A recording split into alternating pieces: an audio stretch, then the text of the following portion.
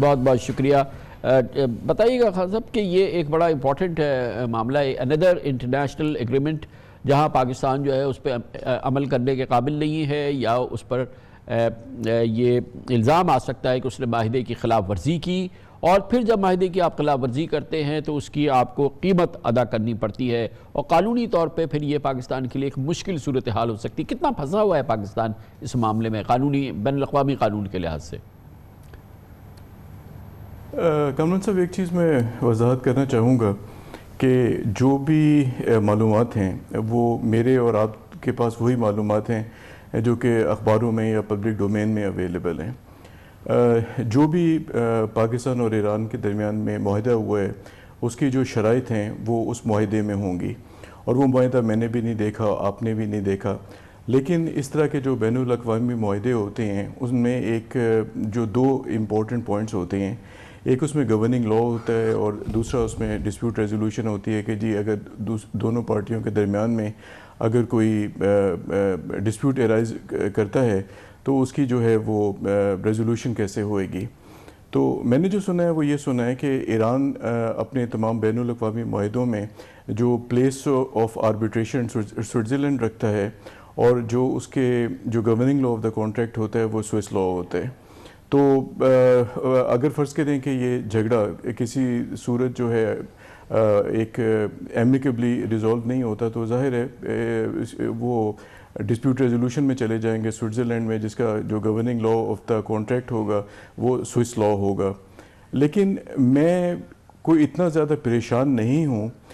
کیونکہ میرا اپنا ہی خیال ہے کہ جو یہ بین الاقوامی معاہدہ ہوا ہے یہ اتنا زیادہ کوئی لوز معاہدہ نہیں ہوگا کہ پاکستان کو بیٹھے بیٹھے، یعنی کہ جو نمبر کوٹ کیے جا رہے ہیں وہ 15 بلین، 16 بلین، 17 بلین اور 18 بلین ہے۔ میرا نہیں خیال کہ وہ کوئی اتنا زیادہ ایک کیئرلیسلی ڈرافٹڈ ایک معاہدہ ہوگا کہ ہمیں جو ہے ایران کہے گا اور ہمیں ایران کو جو ہے وہ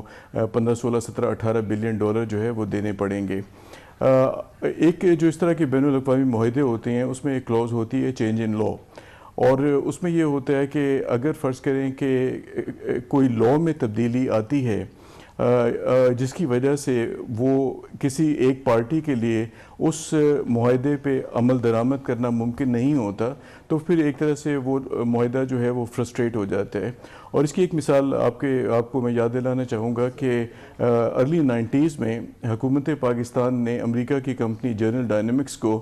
$600 ملین ادا کیے تھے۔ میں پھر اس پہ آتا ہوں اپنے Iran Pakistan gas pipeline معاہدے پر۔ یہ کتنا کنسیڈر ہوگا جب اگر یہ معاملہ سوئٹزرلینڈ میں جاتا ہے، وہاں آربیٹریشن ہوتی ہے یا وہاں پہ جو بھی انٹرنیشنل کورٹ ہے وہاں پر یہ معاملہ جاتا ہے، وہاں یہ فرمائیے گا کہ ایران پر بہرحال ایک بڑی وسیع پابندیاں ہیں، انٹرنیشنل سینکشنز ہیں، یو ایس سینکشنز ہیں، اور جو کہ پاکستان کی سکت سے باہر ہیں، پاکستان کی جورسڈکشن سے باہر ہیں، اور وہ پھر پاکستان ان کا پابند ہے کہ as a sovereign country U S کے ساتھ اگر یو ایس کی پابندیاں ہیں، یہ کتنا کنسیڈر کیا جائے گا کہ پاکستان کا اپنا کوئی قصور نہیں ہے، یہ وسیع بین الاقوامی پابندیاں ہیں جس کی وجہ سے پاکستان اس معاہدے پر عمل درآمد نہیں ہو سکا؟ جو سوئس لیگل سسٹم ہے وہ اس کو دیکھے گا نا؟ نہیں، یقیناً اگر یہ بین الاقوامی ایک کانسیپٹ ہوتا ہے اسے آپ امپاسبلٹی کہتے ہیں کہ جی یہ بیسکلی یہ ممکن نہیں تھا کسی ایک پارٹی کے لیے، یا بیسکلی جو مین میٹر تھا جس کے ارد گرد پورے کا پورا ایگریمنٹ ریوالو کر رہا تھا وہ بیسکلی وہاں پہ نہیں رہا، وہ ختم ہو گیا۔ تو میرے خیال میں اگر یہ فرض کریں کہ کبھی بین الاقوامی آربیٹریشن میں یہ ایگریمنٹ جاتا ہے تو ایران کے میرا نہیں خیال کہ ایران کے پاس کوئی ایسا آئرن کلیڈ ایک معاہدہ ہے جس کے تحت پاکستان کو لازمی طور پر یہ پیسے جو ہیں ایران کو دینے پڑیں گے۔ ہیونگ سیڈ دس، اگر آپ مناسب سمجھیں تو میرا کچھ ویو ہے کہ پاکستان اس طرح کی جو بین الاقوامی آربیٹریشنز ہوتی ہیں ان میں اکثر پاکستان کو شکست کیوں ہوتی ہے، اگر آپ چاہیں تو میں اس پہ ہم بالکل ہم بات کر لیں گے، کبھی دیکھیں گے، لیکن یہ فرمائیے گا کہ یہ معاملہ جو ہے یہ جب ثالثی کے لیے جائے یا سوئس لیگل سسٹم کے سامنے جائے اس Pakistan Iran gas pipeline کا معاہدہ، تو یہ بات بھی تو سامنے آئے گی کہ ایران پر ویسے بھی انٹرنیشنل سینکشنز کے حوالے سے جو اس کے انٹرنیشنل ایگریمنٹس ہیں اس میں مسائل تو آتے رہتے ہیں اور مسائل کا شکار ہے۔ یہ پہلی بار ایران کا کوئی بین الاقوامی معاہدہ نہیں ہے سینکشنز کے حوالے سے، جیسا کہ یہ پاکستان کے ساتھ ہوا ہے، تو یہ بھی تو سامنے چیز آئے گی سوئس لیگل سسٹم کے۔ یہ کامران صاحب آپ نے بڑا اچھا سوال پوچھا، کیونکہ میں اس انٹرویو سے پہلے تھوڑی سی ریسرچ کر رہا تھا، اور میں نے اس ریسرچ میں نوٹ کیا کہ جو ایران کی جو آئل ایکسپورٹس ہیں، ایران کی جو 46% 2021 کے جو فگرز ہیں، ایران کی جو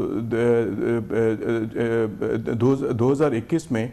جو 46% آئل ایکسپورٹس ہیں وہ ملیشیا کو ہیں۔ اس کے بعد میرے خیال میں تقریباً ان کی 26% جو آئل ایکسپورٹس ہیں وہ چائنا کو ہیں۔ یو اے ای کو ان کی جو آئل ایکسپورٹس ہیں وہ 10% ہیں۔ ایران کی گیس کا جو 97% بائر ہیں وہ ٹرکی اور عراق ہیں۔ تو اگر فرض کریں کہ یہ ملک ایران سے گیس اور تیل خرید سکتے ہیں، اور آپ کے علم میں ہوگا کہ انڈیا اور چائنا آج کل جو ہے بہت بڑا خریدار ہے ایران کے آئل کا، تو میں اس بات پہ کومنٹ نہیں کر سکتا کیونکہ میں نے اس پہ کوئی ریسرچ نہیں کی ہے کہ واقعی ایران پہ ایسی سینکشنز ہیں جو کہ پاکستان کو ایران سے تیل یا گیس خریدنے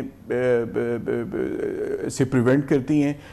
میرے یہ علم میں نہیں، لیکن یہ میرے علم میں ہے کہ باقی ممالک جو ہیں وہ ایران سے گیس بھی خرید رہے ہیں اور ایران سے تیل بھی خرید رہے ہیں۔ چائنا بہت بڑا ملک ہے، انڈیا بہت بڑا ملک ہے، ان کے متعلق آپ کہہ سکتے ہیں کہ وہ اپنی جو ایک اکنامک پاور ہے اس کی وجہ سے امریکی سینکشنز کی اتنی زیادہ پرواہ نہیں کرتے۔ لیکن اب آپ دیکھیں کہ ٹرکی جو ہے وہ ایران سے بہت زیادہ گیس خرید رہا ہے، اور ٹرکی کی اتنی اکنامک پاور نہیں ہے جتنی فرض کریں کہ چائنا ہے۔ تو میرے خیال میں کافی چیزیں جو ہیں وہ بہت زیادہ کلیئر نہیں ہیں۔ بہت بہت شکریہ جناب۔